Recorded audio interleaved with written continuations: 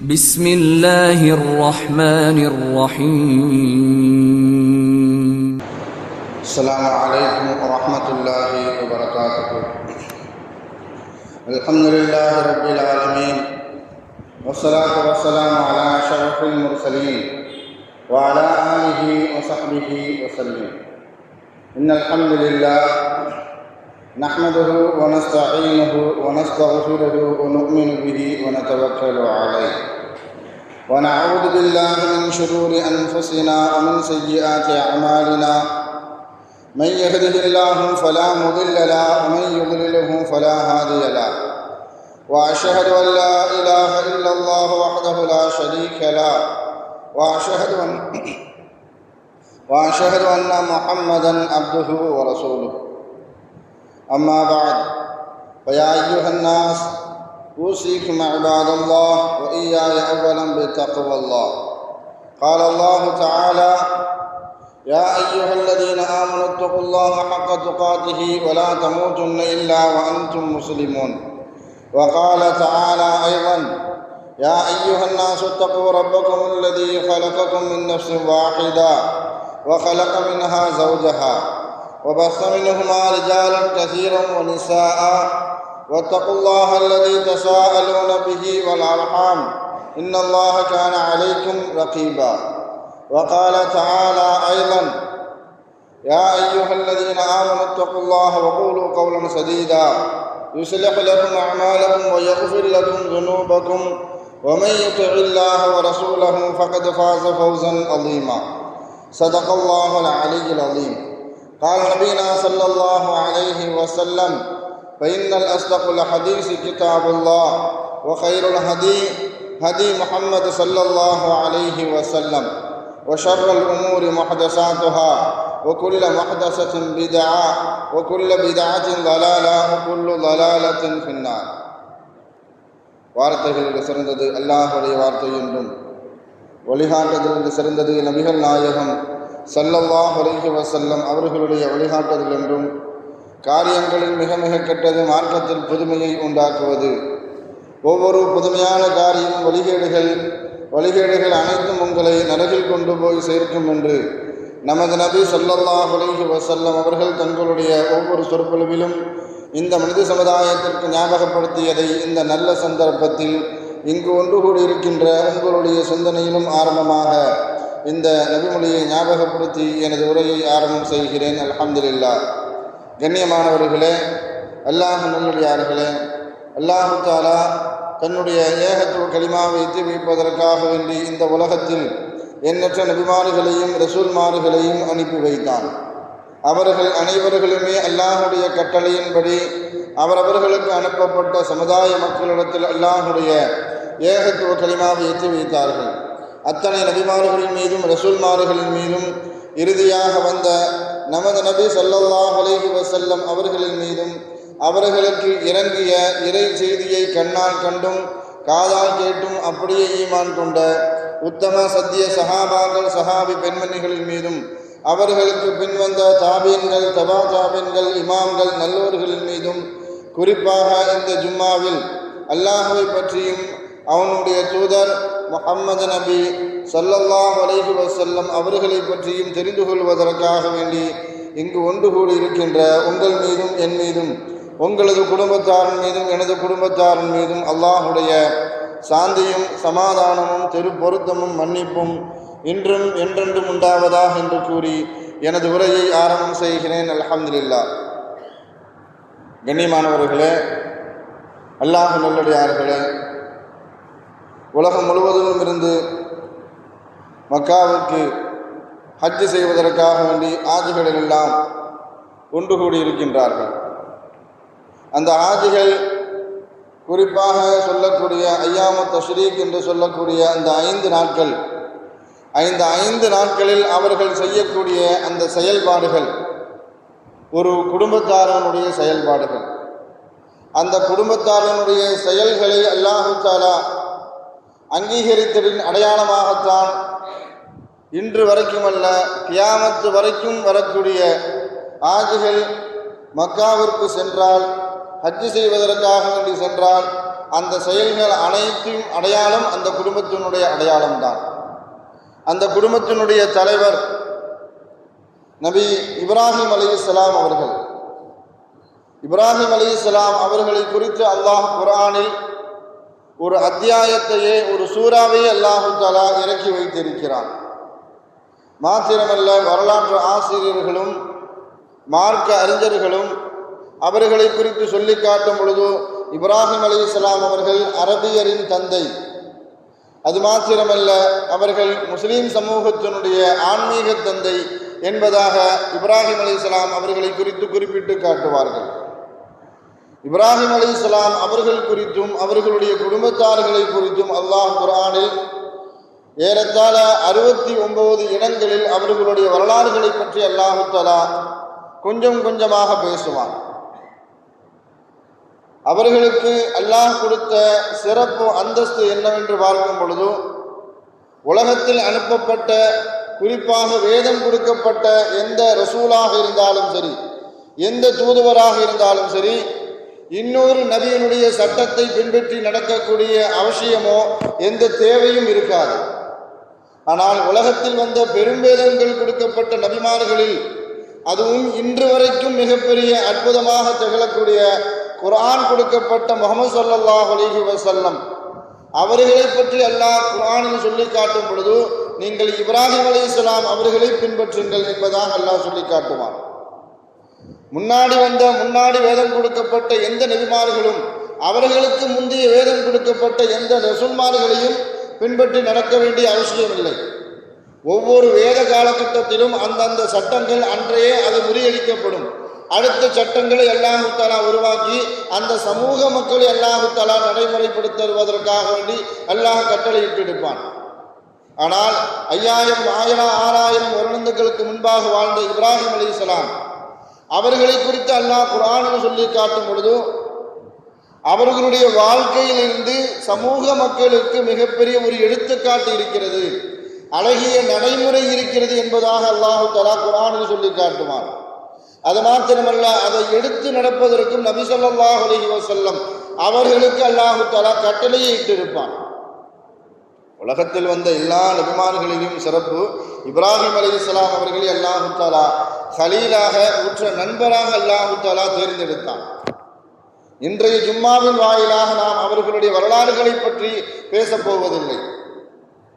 அவர்கள் தன்னுடைய வாழ்நாளில் எத்தனை துவாக்கள் கேட்டிருக்கிறார்கள், எந்த சந்தர்ப்பங்களில் துவா செய்திருக்கிறார்கள், யார் யாருக்கெல்லாம் அவர்கள் துவா செய்தார்கள் என்பதை பற்றி அவர்களுடைய துவாவினுடைய துணுக்குகளை மாத்திரம் இந்த ஜும்மாவின் வாயிலாக நாம் தெரிந்து கொள்ள கடமைப்பட்டு இருக்கின்றோம். இப்ராஹிம் அலைஹிஸ்ஸலாம் அவர்கள் கேட்ட துவாக்கள் என்று, அவர்களுடைய வாழ்நாளில் கேட்ட துவாக்கள் என்று நாம் வகைப்படுத்தி வரிசைப்படுத்துவதாக இருந்தால் ஒரு 6 வட்டத்துக்குள் கொண்டு வந்து விடலாம். இப்ராஹிம் அலைஹிஸ்ஸலாம் அவர்கள் தனக்காக வேண்டி துவா செய்திருக்கிறார்கள், தன்னுடைய சந்ததிகளுக்காக வேண்டி இப்ராஹிம் அலைஹிஸ்ஸலாம் அவர்கள் துவா செய்திருக்கிறார்கள், தன்னுடைய மனைவிமார்களுக்காக வேண்டி இப்ராஹிம் அலைஹிஸ்ஸலாம் அவர்கள் துவா செய்திருக்கிறார்கள், தன்னுடைய தந்தைக்காக வேண்டி துவா செய்திருக்கிறார்கள், மக்காவுக்காக வேண்டி இப்ராஹிம் அலைஹிஸ்ஸலாம் அவர்கள் துவா செய்திருக்கிறார்கள். மாத்திரமல்ல, இந்த கடைசி உம்மத்தான இறுதி சமுதாயமான முஹம்மது ஸல்லல்லாஹு அலைஹி வஸல்லம் அவர்களுடைய சமுதாயத்திற்காக வேண்டியும் இப்ராஹிம் அலைஹிஸ்ஸலாம் அவர்கள் துவா செய்திருக்கிறார்கள். இது ஹதீஸுகளிலும் பார்க்க முடியும், குர்ஆனிலும் அல்லாஹு தஆலா ஆங்காங்கே அல்லாஹு தஆலா பதிவு செய்திருப்பான். உலகத்தில் வாழக்கூடிய எல்லா முஸ்லிம்களும் தாங்கள் செய்யக்கூடிய நற்காரியம் குறித்தும், அந்த நல்ல காரியம், நன்மையான காரியம் அல்லாஹ்வால் அங்கீகரிக்கப்பட வேண்டும், ஏற்றுக்கொள்ளப்பட வேண்டும், அதன் மூலமாக அல்லாஹு தஆலா நமக்கு சொர்க்கத்தை தர வேண்டும், அல்லாஹ்வுடைய திருப்பொருத்தத்தை நாம் பெற வேண்டும் என்பதற்காக வேண்டிதான் உலக முஸ்லிம்கள் அனைவருமே நன்மையான காரியங்களில் செய்வதற்காக வேண்டி ஈடுபடுவார்கள். அது மாத்திரமல்ல, அது ஏற்றுக்கொள்ளப்பட வேண்டும் என்பதாக தன்னுடைய வாய்மொழியாக கேட்கக்கூடியதுதான் ரப்பனா தகப்பல் மின்னா இன்னக அந்த ஸமீஉல் அலீம். இந்த வார்த்தையை முதலாக பயன்படுத்தியவர்கள் இப்ராஹிம் அலைஹிஸ்ஸலாம் அவர்கள். காபத்துல்லாவை கட்டி முடித்து விட்டு இப்ராஹிம் அலைஹிஸ்ஸலாம் அவர்களும் இஸ்மாயில் அலைஹிஸ்ஸலாம் அவர்களும் அல்லாஹ்விடத்தில் கேட்டார்கள், யா அல்லாஹ், இந்த செயலை நாங்கள் செய்த இந்த காபாவை கட்டி முடித்த இந்த செயலை எங்களிடமிருந்து நீ ஏற்றுக்கொள்வாயாக. ரப்பனா தகப்பல் மின்னா இன்னக அன்த ஸமீஉல் அலீம். இதை வைத்துத்தான் நாம் செய்யக்கூடிய நோம்பாகவோ, நாம் தொழக்கூடிய தொழுகைகளோ, நாம் கொடுக்கக்கூடிய ஜகாத்துகளோ, தர்மங்களோ, நாம் செய்யக்கூடிய ஹஜ்ஜுகளோ, உம்ராக்களோ, எந்த ஏனைய நன்மையான காரியங்கள் எதுவாக இருந்தாலும் அதை செய்து முடித்துவிட்டு நாம் கேட்கக்கூடிய துவா ரப்பனா தகப்பல் மின்னா, யா அல்லாஹ் இந்த நன்மையான காரியத்தை எங்களிடமிருந்து ஏற்றுக்கொள்வாயாக. இந்த நடைமுறையை, இந்த வார்த்தையை முதலாக அல்லாஹ்விடத்தில் அங்கீகரிப்பதற்காக வேண்டி கேட்டவர்கள் இப்ராஹிம் அலைஹிஸ்ஸலாம் அவர்கள். அவர்கள் தனக்காக வேண்டி கேட்ட துவா, முதல் துவா ரப்பி ஹபிலி மினஸ் சாலிஹீன். யா அல்லாஹ் எனக்கு நீ சந்ததியை தா, அந்த சந்ததி, அந்த குழந்தை நல்லோர்களில் இருந்து ஒருவராக இருக்க வேண்டும். அதாவது நல்ல சந்ததிகளை, நல்ல குழந்தையை தா என்பதாக அல்லாஹ்விடத்தில் இப்ராஹிம் அலைஹிஸ்ஸலாம் அவர்கள் கேட்டதை 38வது அத்தியாயம் 100வது வசனத்தில் அல்லாஹு தஆலா பதிவு செய்வான். உலகத்தில் நாமோ குழந்தை இல்லாதவர்கள் அல்லது குழந்தை பெறக்கூடியவர்கள், குழந்தையை பெற்றெடுக்கக்கூடியவர்கள், யா அல்லாஹ் எனக்கு ஆம்பளை பிள்ளையத்தா அல்லது பெண் பிள்ளையத்தா என்பதாக குறிப்பாக கேட்டுவிட்டு கடந்து செல்கிறோம்.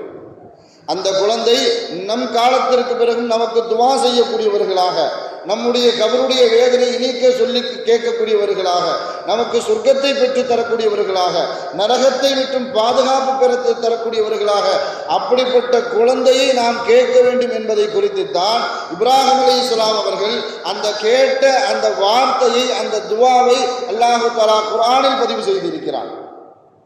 அதை நாமும் கேட்க வேண்டும் என்பதுதான் குர்ஆனுடைய வழிகாட்டுதல். அதன் பிறகு அவர்கள் தனக்காக வேண்டி கேட்டார்கள், ரப்பி ஜஅல்னி லிசான சிதுகின் ஃபில் ஆஹிரீன். யா அல்லாஹ் இறுதியாக வரக்கூடிய சமுதாய மக்களிடத்தில் என்னை பற்றி உண்டான வரலாறுகளையும், என்னை பற்றி உண்டான செய்திகளையும், என்னை பற்றி உண்டான புகழாரத்தையும் அவர்கள் தெரிந்து கொள்ள வேண்டும்.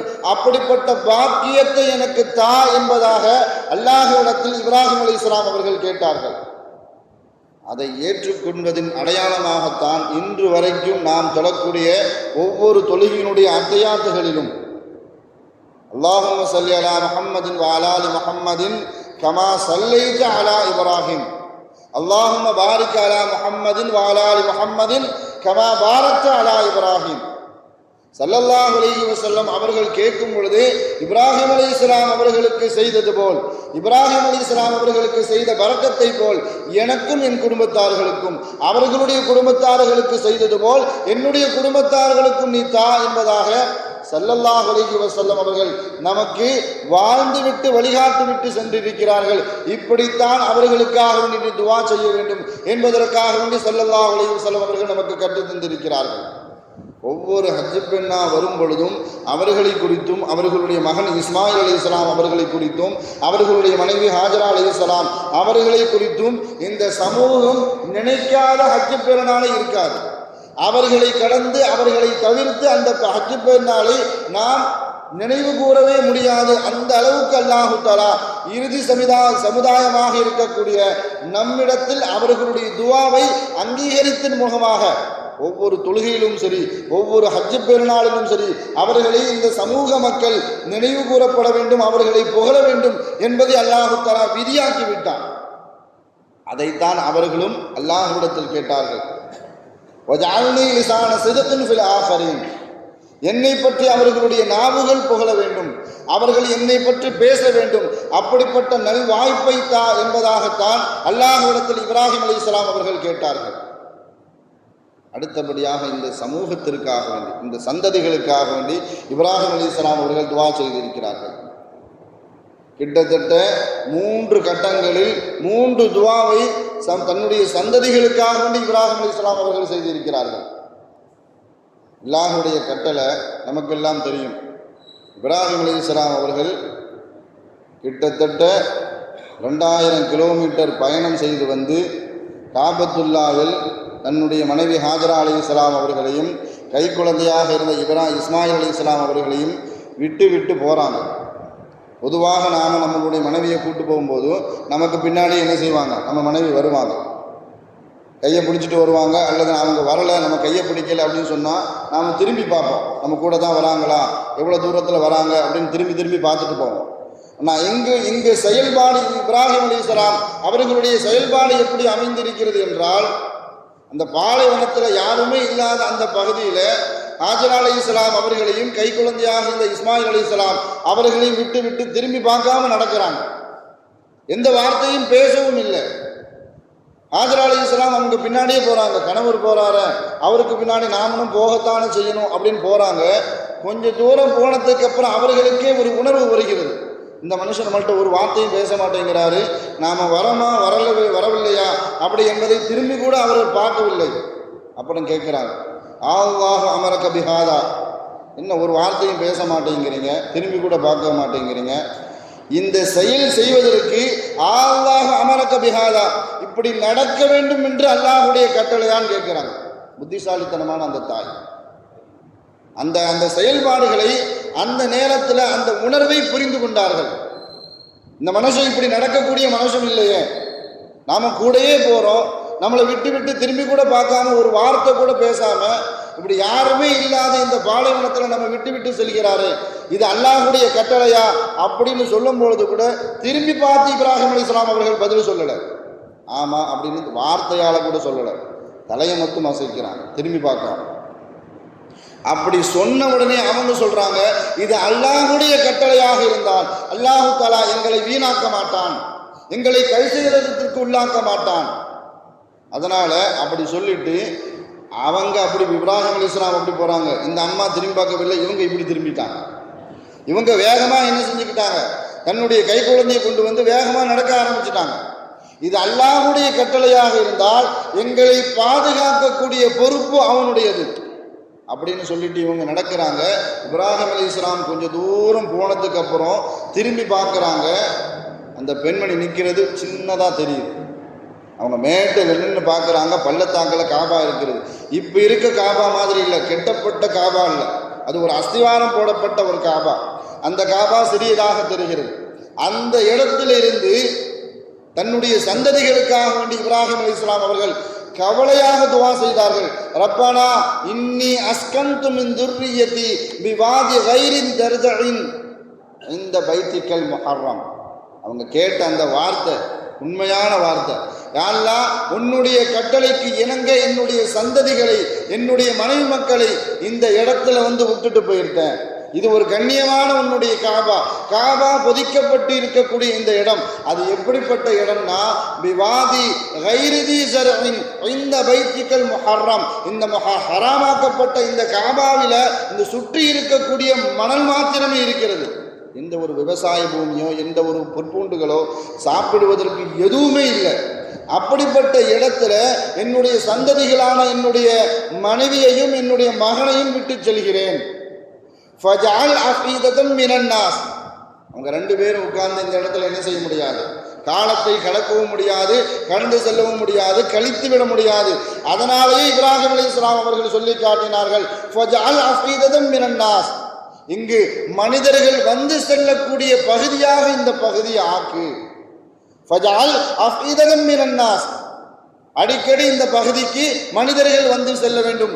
மாத்திரமல்ல, வரக்கூடிய மனிதர்கள் விருப்பத்தோடு வர வேண்டும். தஹ்வி இலைஹிம், அவர்கள் வார்த்தை நுணுக்கமான வார்த்தை, வந்துட்டு போனவங்க அப்படி போயிடக்கூடாது, திரும்ப இந்த இடத்துக்கு என்ன செஞ்சுக்கிட்டே இருக்க வேண்டும், வந்து கொண்டே இருக்க வேண்டும். அது பிரியத்தோடு ஆசையோடு இந்த பகுதிக்கு வர வேண்டும். அதனாலே இப்ராஹிம் அலைஹிஸ்ஸலாம் அவர்கள் கேட்டார்கள், ஃபஜஅல் அஃபீததம் மினன் நாஸ் தஹ்வி இலைஹிம், இந்த பகுதிக்கு மக்கள் திரும்ப வந்து கொண்டே இருக்க வேண்டும், ஆசையிலும் ஆர்வத்திலும் விருப்பத்தோடு இந்த இடத்திற்கு வர வேண்டும். மாத்திரமல்ல, இந்த இடத்துல எந்த உணவும் இல்லை, குடிப்பதற்கு தண்ணீரும் இல்லை, புற்பூண்டுகள் இல்லை, விவசாய பூமி இல்லை. அதன் காரணத்தினால் ஒரு சுக்கு இலைஹிம் மினத்தமராத், இப்ராஹிம் அலைஹிஸ்ஸலாம் அவர்கள் பழங்களிலிருந்து அவர்களுக்கு நீ ரிசுக்கை கொடு, நீ ஆப்பிளை கொடு, நீ வாழைப்பழத்தை கொடு, நீ மாம்பழத்தை கொடு அப்படின்னு கேட்கல இப்ராஹிம் அலைஹிஸ்ஸலாம் அவர்கள். எந்த பழங்களையும் குறிப்பாக பெயர் சொல்லி இப்ராஹிம் அலைஹிஸ்ஸலாம் அவர்கள் கேட்கல. அவங்க கேட்டது பழங்களில் இருந்து அவர்களுக்கு நீ ரிசுக்கை கொடு, லஅல்லஹும் யஷ்குரூன், அவர்கள் நன்றி செலுத்தக்கூடியவர்களுக்காக வேண்டும். அவர்கள் நன்றி செலுத்துவார்கள் என்பதை குறித்தார்கள். இதன் காரணத்தினாலேயே மக்கா பூமி விவசாய பூமி கிடையாது. மக்கா பூமி விவசாய பூமியே கிடையாது. ஆனால் உலகத்தில் கிடைக்கக்கூடிய அனைத்து பழை வகைகளையும் அல்லாஹு தஆலா அங்கு கிடைக்கிற அளவுக்கு அல்லாஹு தஆலா மிகப்பெரிய ஞானத்துகளை அருள்கொடையாக அல்லாஹு தஆலா அவர்களுடைய துஆவை அங்கீகரித்தனுடைய அடையாளமாக அல்லாஹு தஆலா செய்து காட்டினார். இரண்டாவது அவர்கள் கேட்டார்கள் தன்னுடைய சந்ததிகளுக்காக வேண்டி, ஓ ஜுனுபுனி ஓ பனிய அந்நாபுதல் அஸ்னாம். நம்மளுடைய சமூக மக்களுடைய வாழ்க்கை, வாலிபர்களுடைய வாழ்க்கை, நம்மளுடைய பிள்ளைகளுடைய வாழ்க்கை எதை நோக்கி போகிறது, அதை நாம் சரியான பாதைக்குத்தான் நாம் அழைத்து செல்கின்றோமா என்பதை சிந்திக்கக்கூடிய அந்த துவா. யா அல்லாஹ், என்னையும் சரி என்னுடைய சந்ததிகளையும் சரி சிலை வணக்கத்திலிருந்து எங்களை பாதுகாத்து விடுன்னு சொன்னாங்க. எந்த முஸ்லீமுக்கு முன்னாடியும் ஒரு சிலையை கொண்டு வச்சு வணங்கு அப்படின்னு சொன்னால் எந்த முஸ்லீமும் என்ன செய்ய மாட்டான். அது மார்க்கும் அறகுறையாக தெரிந்தவர்கள் கூட சிலைகளை வணங்க மாட்டார்கள், அதில் உறுதியாக இருப்பார்கள். ஆனால் சிலை வணக்கம் என்பது நம்மளுடைய உள்ளத்திலையும் சரி நம்மளுடைய வாழ்க்கையிலும் சரி எப்படி மாறி வருகிறது அப்படின்னு சொன்னால், நம்மளுடைய நட்பு வட்டாரத்தை வைத்து, காதலுக்கு மதம் கிடையாது, காதலுக்கு மொழி கிடையாது, காதலுக்கு கண்ணு கிடையாது அப்படின்னு சொல்லிவிட்டு நான் முஸ்லீமா இருந்துக்கிறேன், நீ அப்படி இருந்துக்கோ, நாம் ரெண்டு பேரும் சேர்ந்தே வாழ்ந்து கொள்வோம். இப்படித்தான் ஷிர்க் உள்ள வருது. இப்படித்தான் ஷிர்க் உள்ள வருது. இணை வைப்பு இப்படித்தான் நம்மளுடைய வாழ்க்கையில் நம்மளுடைய சமூக மக்களுக்குள்ள இப்படித்தான் உள்ளக்க வருகிறது. அதைத்தான் அன்றை இப்ராஹிம் அலைஹிஸ்ஸலாம் அவர்கள் கேட்டார்கள், யா அல்லாஹ், எனக்கும் சரி என்னுடைய சந்ததிகளுக்கும் சரி சிலை வணக்கத்தை விட்டும் அதில் உள்ளக்க போகுவதை விட்டும் என்னுடைய குடும்பத்தார்களை பாதுகாத்து விடு, என்னையும் பாதுகாத்து விடு என்பதாக இப்ராஹிம் அலைஹிஸ்ஸலாம் அவர்கள் கேட்டார்கள். நாம் என்ன செய்யறோம்னு சொன்னால், அவன் வாழ்க்கை துணையை தேர்ந்தெடுத்துட்டு போயிட்டே இருக்கலாம். அவன் வாழ்க்கையை அவன் பார்த்துக்குவான். நாம் படிக்க வச்சோம், ஆளாக்கி விட்டுட்டோம், அவன் வாழ்க்கையை அவன் எடுத்துக்கொள்ளட்டும் என்பதாக நாம அப்படி கைகழுவி விட்ட மாதிரி அப்படியே பொடுபோக்காக நம்மளுடைய மக்களை விட்டு விடுகிறோம். அது ஆணாக இருந்தாலும் சரி, பெண்ணாக இருந்தாலும் சரி. இது ஷிர்கு, இது குஃப்ரு, இது இணை வைப்பு என்பதை அறியாத சமுதாயமாக நாம் நம்மளுடைய வாழ்க்கை பாதையை நம்மளுடைய பிள்ளைகளுக்கு சொல்லிக் கொடுப்பதில்லை. இதுதான் மார்க்கம், இதுதான் இஸ்லாம், இப்படித்தான் வாழ வேண்டும் என்று இஸ்லாம் ஒரு எல்லைக்கோட்டை வைத்திருக்கிறது என்பதை நாம் நம்மளுடைய பிள்ளைகளுக்கு சொல்லிக் கொடுப்பதே இல்லை. ஆனால் இதைத்தான் இப்ராஹிம் அலைஹிஸ்ஸலாம் அவர்கள், நானும் சரி என்னுடைய சந்ததிகளும் எந்த காலகட்டத்திலும் எக்காரணத்திற்காக வேண்டியும் சிலை வணக்கத்திற்குள்ள போயிடவே கூடாது என்பதில் உறுதியாக இருந்தார்கள் இப்ராஹிம் அலைஹிஸ்ஸலாம் அவர்கள். அதுக்கப்புறம் அவங்க கேட்ட துவா தான் நாம நம்மளுடைய தொழுகையில் அதிகமாக கேட்டிருப்போம். ரப்பி ஜஅல்னி முகீமஸ் ஸலா வ மின் துர்ரியத்தி, யா அல்லாஹ், எனக்கும் என்னுடைய சந்ததிகளையும் நிரந்தர தொழுகையாளியாக ஆக்கு. விட்டு விட்டு தொழக்கூடியவர்களாகவோ அல்லது ஜும்மா மாத்திரமோ அல்லது நோன்புக்கு மாத்திரமோ அப்படிப்பட்ட தொழுகை இல்லாமல் நாங்கள் நிரந்தர தொழுகையாளியாக என்னையும் ஆக்கு, என்னுடைய சந்ததிகளையும் ஆக்கு என்பதாக இப்ராஹிம் அலைஹிஸ்ஸலாம் அவர்கள் தன்னுடைய சந்ததிகளுக்காக துஆ செய்தார்கள். அடுத்தபடியாக தன்னுடைய மனைவிக்காக துஆ செய்தார்கள்.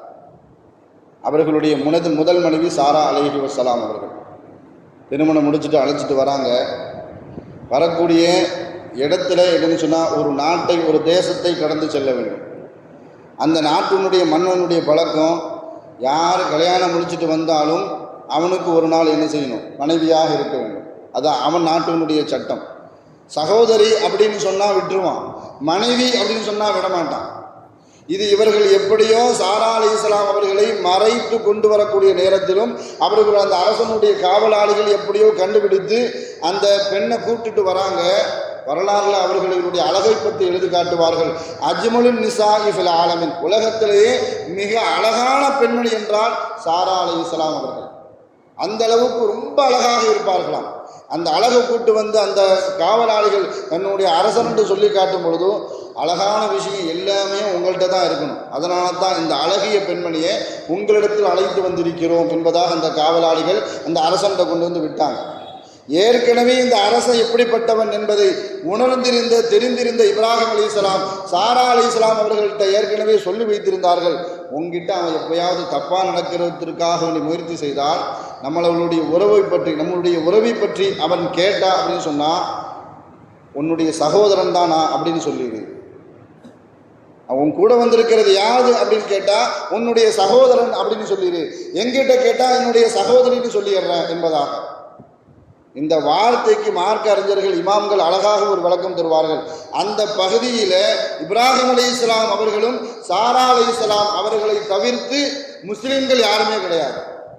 அந்த ரீதியில பார்க்கும்போது அல்லாஹ் குர்ஆன்ல சொல்லி காட்டும் பொழுது இன்னமல் முஃமினூன இஹ்வா, உலகத்தில் இருக்கக்கூடிய எல்லா மூமின்களும் சகோதர சகோதரிகள். அந்த அடிப்படையில நீனும் நானும் மூமினால் சகோதர சகோதரி, இந்த அடிப்படையிலேயே நீ அவன்கிட்ட போய் சொல்லு, என் கூட வந்திருக்கிறது என்னுடைய சகோதரர், என்கிட்ட கேட்டா நான் சகோதரி அப்படின்னு சொல்லிடுறேன். நான் கியாமத்துல சிபாரிசுக்காக வேண்டி எல்லா மக்களும் இப்ராஹிம் அலைஹிஸ்ஸலாம் அவர்களிடத்துல போய் நிற்கும் பொழுது அவர்கள் சொல்லக்கூடிய ஒரு பதில், உலகத்தில் வாழும் பொழுது நான் 3 பொய் சொன்னேன், அந்த பொய்யில இதுவும் சொல்லுவார்கள். என்னுடைய மனைவியே நான் என்ன சொன்னேன், என்னுடைய சகோதரி என்பதாக பொய் சொல்லிவிட்டேன். ஆனால் கருத்தினுடைய அடிப்படையில் ஈமானுடைய அடிப்படையில் அவர்கள் சகோதரியாக இருந்தாலும் அவர் என்னுடைய அந்த கொடுங்கோல மன்னனிடமிருந்து அந்த அரசனிடமிருந்து என்னுடைய மனைவியை காப்பாற்றிக் கொள்வதற்காக வேண்டி என்னுடைய மனைவியே நான் சகோதரி என்று பொய் சொல்லிவிட்டேன் என்பதாக அவர்களிடத்தில் யாரெல்லாம் கியாமத்தில் சிபாரிசிற்காக வேண்டி செல்வார்களோ அந்த மக்களிடத்தில் இப்ராஹிம் அலைஹிஸ்ஸலாம் அவர்கள் சொல்லி காட்டுவார்கள் என்பதாக ஸல்லல்லாஹு அலைஹி வஸல்லம் அவர்கள் தெளிவுபடுத்துவார்கள். சாரா அலைஹிஸ்ஸலாம் அவர்களை தவறான நோக்கத்தில் நெருங்கக்கூடிய நேரத்தில் இப்ராஹிம் அலைஹிஸ்ஸலாம் அவர்கள் கோட்டையின் வாசலில் வச்சு துவா செய்கிறாங்க, யா அல்லாஹ் என்னுடைய மனைவியை இந்த கொடுங்கோல அரசனிடமிருந்து பாதுகாத்து விடு. சாரா அலைஹிஸ்ஸலாம் அவர்கள் அவங்க பக்கத்தில் இருந்து துவா செய்கிறாங்க, யா அல்லாஹ் என்னுடைய கணவர் இப்ராஹிம் அலைஹிஸ்ஸலாம் அவர்களை தவிர்த்து எந்த ஆணும் இதுவரைக்கும் என்னை தொட்டதில்லை, அப்படி பத்தினித்தனமான பெண் என்னை இவனிடமிருந்து பாதுகாத்து விடு. தவறான நோக்கத்தில் நெருங்கும் பொழுது அவனுடைய ஒரு சைடு அப்படியே அடிச்சிருச்சு, அவனுடைய ஒரு சைடு அப்படி ஒரு பக்கத்தினுடைய உறுப்புகள் எல்லாம் செயலிழந்து விட்டது. அவன் சொல்றான், உங்ககிட்ட ஏதோ விசேஷ தன்மை இருக்குது, இந்த நிலைமையிலிருந்து என்னை பாதுகாத்துட்டு நான் உன்னை விட்டுறேன் அப்படின்னு சொன்ன உடனே அவனுக்கு மறுபடியும் குணம் கிடைப்பதற்காக வேண்டி சாரா அலைஹிஸ்ஸலாம் அவர்கள் துவா செய்கிறார்கள். அவனுக்கு சரியாகுது, மறுபடியும் தவறான நோக்கத்தில் நெருங்குறான், மறுபடியும் அவனுக்கு அதே மாதிரி ஒரு சைடு ஒரு பக்கம் உறுப்புகள் எல்லாம் செயலிழக்கிறது. இதே மாதிரி 3 தடவை அப்படி அவனுக்கு ஆகும் பொழுது அந்த பெண்மணியை சாரா அலைஹிஸ்ஸலாம் அவர்களை யார் அழைத்து வந்தார்களோ அவனை கூப்பிட்டு இந்த மன்னன் சொல்றான், நீ மனுஷனை கூப்பிட்டு வர சொன்னா நீ ஷைத்தானை கூப்பிட்டு வந்திருக்கிற, இது மனுஷன் கிடையாது, இது ஷைத்தா மாதிரி தெரியுது, இவனை கூட்டு போயிருங்க என்பதாக அந்த மன்னன் அந்த காவலாளியை கூப்பிட்டு சொல்லிட்டு இருந்தாலும் அவர்களுடைய அழகில் மயங்கி அந்த மனிதன் சொல்லி காட்டான், இந்த அழகை வச்சுட்டு நீங்கள் வேலையெல்லாம் செய்யக்கூடாது, நீங்கள் கிணத்தடியில் போய் தண்ணி பிடிக்கிறதோ அல்லது அடுப்பங்களிலிருந்து சமைக்கிறதோ இதையெல்லாம் இந்த அழகை கொண்டு இந்த அழகை சிரமப்படுத்தக்கூடாது. அதற்காக வேண்டி அந்த சாரா அலைஹிஸ்ஸலாம் அவர்களுக்கு அந்த மன்னன் கொடுத்த அன்பளிப்பு தான் அன்னை ஹாஜரா அலைஹிஸ்ஸலாம். அடிமை பெண்ணாக இருந்த அன்னை ஹாஜரா அலைஹிஸ்ஸலாம் அவர்களை அந்த மன்னன் அந்த பெண்மணிக்கு சாரா அலைஹிஸ்ஸலாம் அவர்களுக்கு அன்பளிப்பாக கொடுத்து அனுப்பினான். இப்ராஹிம் அலைஹிஸ்ஸலாம் வருங்க அப்படி கடந்த காலகட்டத்தில் அப்படி அவர்களையும் திருமணம் செய்து கொள்கிறார்கள். இப்படி தன்னுடைய மனைவிமார்களுக்காக வேண்டியும் துவா செய்தார்கள், தன்னுடைய தந்தைக்காக வேண்டி துவா செய்தார்கள். இவர்களுடைய தந்தை ஆசர் மிகப்பெரிய ஒரு சிலை வியாபாரி அப்படின்னு சொல்றது, ஹோல்சேல் ரேட்டில் சிலைகளை வைத்து விற்று கொண்டிருந்தவர். அவங்களிடத்தில் போய் இப்ராஹிம் அலைஹிஸ்ஸலாம் அவர்கள் ஏகத்துவ பிரச்சாரத்தை சொல்லும் பொழுது அவரை சொல்லி கேட்டினார், உன் பிரச்சாரத்தை உன்னுடைய பேச்சை நீ நிறுத்தலை அப்படின்னு சொன்னால் உன்னை கல்லால் அடிச்சே கொன்று விடுவேன் அப்படின்னு அவருடைய தந்தை சொல்லி காட்டுவது அல்லாஹு தஆலா சூரத்துல் மரியமில் அப்படியே சொல்லிக்கிட்டே வருவான். தன்னுடைய தந்தையிட்ட இஸ்லாத்தை பற்றியும் ஈமானை பற்றியும் அல்லாஹுடைய ஏகத்துவத்தை பற்றியும் சொல்லி காட்டி கொண்டு இருக்கும் பொழுது அவர் இப்படிப்பட்ட மிரட்டலை எல்லாம் கொடுப்பார். அவருக்காக வேண்டி இப்ராஹிம் அலைஹிஸ்ஸலாம் அவர்கள் அல்லாஹ்விடத்தில் இப்படி துவா செய்தார்கள், ரப்பியஃபிர்லி ஒலி வாலிதைய, யா அல்லாஹ் என்னுடைய பெற்றோர்களை குறிப்பாக என்னுடைய தந்தையை மன்னித்து விடு அப்படின்னு அல்லாஹ்விடத்தில் அடிக்கடி துவா செய்ததன் காரணத்தினால் அல்லாஹு தஆலா அப்படி சொல்லி காட்டினா அவருக்கு ஈமானுடைய நசீபே கிடையாது. அவருக்கு ஈமானுடைய நசீபு இல்லை, இஸ்லாத்தை இவை ஏற்றுக்கொள்ள மாட்டார். அதனால அவருக்கு நீங்க நரகத்தை விட்டும் பாதுகாப்பு தேடியோ சொர்க்கத்தை கொடுக்க வேண்டியோ அவருக்காக நீங்கள் துவா செய்யக்கூடாது என்பதாக அல்லாஹு தஆலா இப்ராஹிம் அலைஹிஸ்ஸலாம் அவர்களுக்கு கட்டளையிட்டு விட்டான். பொதுவாக நம்முடைய சகோதரர்கள், மாற்று மத சகோதரர்கள் நமக்கு நண்பர்களாகவோ அல்லது அதிகம் அறிமுகம் இருந்தவர்களாக இருந்தால் அவர்களுக்காக நாம் ஹிதாயத்திற்காக துவா செய்யலாம், அவருடைய நோய்க்காக துவா செய்யலாம், அவருடைய தொழில்களுக்காக துவா செய்யலாம். உலகம் சம்பந்தப்பட்ட எந்த காரியத்திற்காக வேண்டியும் மாற்று மத சகோதரர்களுக்காக துவா செய்யலாம். ஏன்னா அவர்களிடத்தில் நரகத்தை விட்டு பாதுகாத்து விடு, சொர்க்கத்தை கொடு, இதை மாத்திரம் என்ன செய்யக்கூடாது, அல்லாஹ்விடத்தில் கேட்கக்கூடாது என்பதை அப்பவே இப்ராஹிம் அலைஹிஸ்ஸலாம் அவர்களின் மூலமாக இந்த சமூகத்திற்கு அல்லாஹ் தஆலா ஒரு பாடத்தையே நடத்திவிட்டார். அதன் பிறகு இப்ராஹிம் அலைஹிஸ்ஸலாம் அவர்கள் தன்னுடைய தந்தையை குறித்து அல்லாஹ்விடத்தில் துவா கேட்பதை நிறுத்திவிட்டார்கள். இப்ராஹிம் அலைஹிஸ்ஸலாம் அவர்கள் தன்னுடைய மகன் இஸ்மாயில் அலைஹிஸ்ஸலாம் அவர்களை சந்திப்பதற்காக சென்ற நேரத்தில் இஸ்மாயில் அலைஹிஸ்ஸலாம் வீட்டில் இல்லை. தன்னுடைய அவங்களுடைய மனைவிட்ட போய் கேட்குறாங்க, உங்களுடைய வாழ்க்கையெல்லாம் எப்படி போயிட்டு இருக்குது, உங்களுடைய வாழ்வாதாரம்லாம் எப்படி போயிட்டு இருக்குது அப்படின்னு கேட்கும் பொழுதும் அந்த பெண்மணி அவர்களுடைய மனைவியை சொல்லி காட்டினார்கள். நாங்கள் எங்களுடைய வாழ்க்கை சிறப்பாக போயிட்டுருக்குது, நல்லபடியாக போயிட்டுருக்குது, என்ன சாப்பிட்றீங்க அப்படின்னு கேட்கும் பொழுதும் நாங்கள் இறைச்சி சாப்பிட்றோம். அப்போ பானமாக என்ன கொடுக்கிறீர்கள் அப்படின்னு கேட்கும்பொழுது நாங்கள் தண்ணீரை குடிக்கின்றோம். அப்போ அந்த இடத்துல இப்ராஹிம் அலைஹிஸ்ஸலாம் அவர்கள் துவா செய்தார்கள், அல்லாஹும்ம பாரிக் ஃபில் மாயி வல் லஹம்.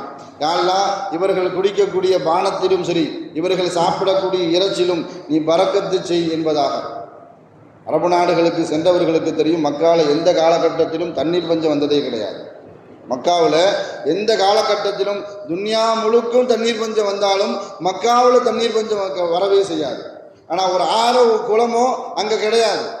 ஆனால் அப்படி இருந்தும் இப்ராஹிம் அலைஹிஸ்ஸலாம் அவர்களுடைய துவாவின் பரக்கத்தினால் இன்று வரைக்கும் மக்காவில் தண்ணீர் பஞ்சம் கிடையாது, இறைச்சிக்கும் பஞ்சமும் கிடையாது. ஸல்லல்லாஹு அலைஹி வஸல்லம் அவர்கள் சஹாபாக்களிடத்தில் இந்த துவாவை குறித்து சஹாபாக்களுக்கு விளக்கி தரும்போது அந்த காலகட்டத்தில் மாத்திரம் மக்காவாசிகள் அரிசியையோ அல்லது கோதுமையோ அவர்கள் சாப்பிட்டு இருந்தால் அதற்காக வேண்டியும் இப்ராஹிம் அலைஹிஸ்ஸலாம் அவர்கள் துவா செய்திருப்பார்கள். அரிசியும் கோதுமையும் பஞ்சமில்லாமல் மக்காவில் கிடைத்து கொண்டு இருக்கும், அரபு நாடுகளில் அப்படி கிடைத்திருக்கும் என்பதாக ஸல்லல்லாஹு அலைஹி வஸல்லம் அவர்கள் தன்னுடைய ஏக்கத்தை சஹாபாக்களிடத்தில் அப்படி சொல்லி காட்டினார்கள். அந்த அளவுக்கு இப்ராஹிம் அலைஹிஸ்ஸலாம் அவர்களுடைய துவாவை அல்லாஹ் தஆலா அங்கீகரித்து கொண்டே இருந்தான். இறுதியாக அவர்கள் செய்த துவா தான், காபத்துல்லாவை கட்டினார்கள், அதை ஏற்றுக்கொள்ள வேண்டும் என்பதாக துவா செய்தார்கள். அதற்கு மக்கள் அடிக்கடி வர வேண்டும் என்பதாக துவா செய்தார்கள். இறுதியாக கொஞ்சம் நவுண்டு துவாவெல்லாம் கேட்டுட்டு கொஞ்சம் நவுண்டு துவா செய்தார்கள். ரப்பி ஜஅல்னி ரப்பனா வஜஅல்னா முஸ்லிமைன் லக வமின் துர்ரியத்தினா உம்மத்தம் முஸ்லிமத்தல் லக. அவர்கள் துவா செய்தார்கள். எப்படின்னு சொன்னால், யா அல்லாஹ், நானும் முஸ்லீமாகத்தான் வாழ வேண்டும், என்னுடைய சந்ததிகளும் முஸ்லீமாகத்தான் வாழ வேண்டும். அப்போ அவர்கள் துவா செய்ததிலிருந்து அவர்களுடைய சந்ததிகள் யாருமே இறை மறுப்பாளர்களாக இல்லை. இன்று வரைக்கும் இப்ராஹிம் அலைஹிஸ்ஸலாம் அவர்களுடைய சந்ததிகளில் வந்தவர்கள் யாருமே இதுவரைக்கும் இறை மறுப்பாளர்களாக வாழ்ந்ததில்லை. அல்லாஹ் தஆலா அவர்களுடைய துவாவை ஏற்றுக்கொண்டான். அதன் பிறகு அவர்கள் துவா செய்தார்கள், யா அல்லாஹ் ரப்பனா வபஅத்னா ஃபீஹிம் ரசூலம் மின்ஹும். யா அல்லாஹ், இந்த மக்காவிற்கு, இந்த உம்மத்திற்கு, இந்த சமூகத்திற்கு ஒரு நபியை நீ அனுப்ப வேண்டும்.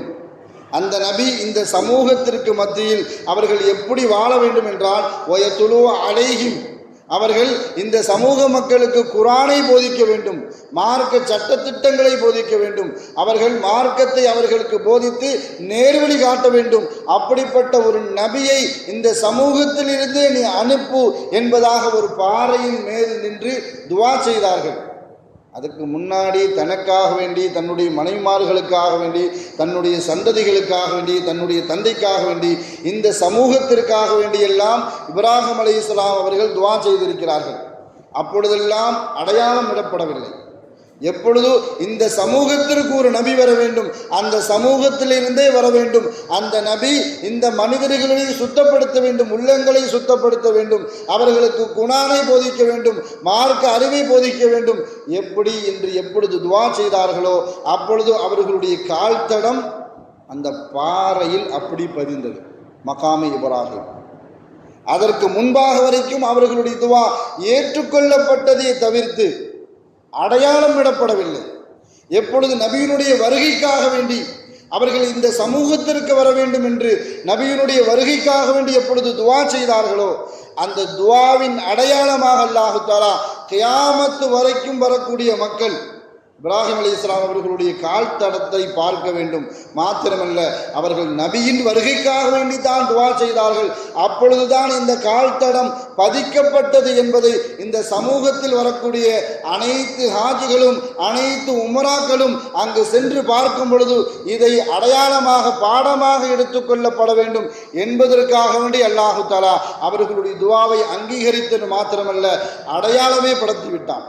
அதனுடைய அடையாளமாகத்தான் ஹஜ்ஜுக்கு செல்லக்கூடியவர்கள் எல்லாம் அந்த மகாமே இப்ராஹிம் அந்த இடத்துல 2 ரக்காத்து தொழுக வேண்டும் என்று எல்லா ஹாஜிகளும் எல்லா உமராக்களும் ஆசைப்படுவார்கள். அல்லாஹு தஆலா இப்ராஹிம் அலைஹிஸ்ஸலாம் அவர்களை இந்த சமூகத்திற்காக வேண்டி இந்த சந்ததிகளுக்காக வேண்டி என்ன துவாக்கள் எல்லாம் செய்தார்களோ அனைத்தையும் அங்கீகரித்தான். மாத்திரமல்ல, கியாமத்து வரைக்கும் அது வெளிப்படையாகவே இருக்கும். அதுபோன்ற துவாக்களை அல்லாஹ்விடத்தில் செய்து அவர்களுடைய நேசர்களில் ஒருவராக நாம் ஆகுவதற்கு முயற்சிப்போமாக. அல்லாஹு தஆலா வாழும் காலமெல்லாம் மருத்துவமனை கஷ்டங்கள், அதன் செலவுகள், சிரமங்கள் அனைத்தையும் விட்டும் அல்லாஹு தஆலா நம்மை பரிபூர்ணமாக பாதுகாப்பானாக.